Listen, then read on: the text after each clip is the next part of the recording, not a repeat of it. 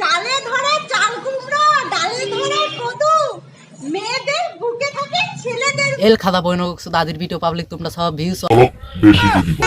চালে ধরে চাল কুমড়ো, ডালে আজকে একটু করব তার মানে দিদিমণিকে করতে ধরে কদু, মেয়েদের বুকে থাকে ছেলেদের। না, তার মানে রোশ করব। যা বুঝবার আমি বুঝে গিয়ে। तो आओ यार शुरू करते हैं बिना किसी बकचोदी। বন্ধুরা বলো তো, গান্ধীজিকে সবসময় টাকার মধ্যে হাসি খুশি থাকতে কেন দেখো? হ্যাঁ দিদিমণি, আমটা জানি না, সেই জন্য তোমাকে বলছি, তুমি একটু বলো।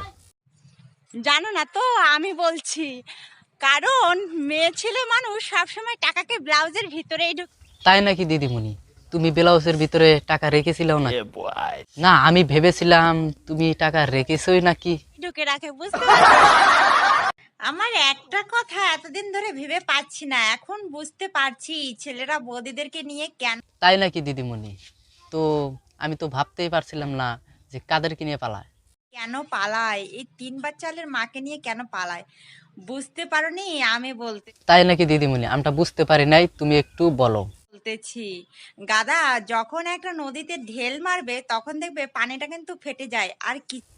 তাই নাকি দিদিমণি? তো তোমার ফেটেছিল নাকি? বন্ধুরা জানো কালকে আমাদের বাড়ির সামনে কি হয়েছে? এত তো জানাজানি ভালো লাগছে না রে, যা বলবি সরাসরি বল। একটা ছেলের নাম ছিল স্বপন ঘোষ। একটা ছেলে আর একটা মেয়ে দুজনেই প্রেম করছে।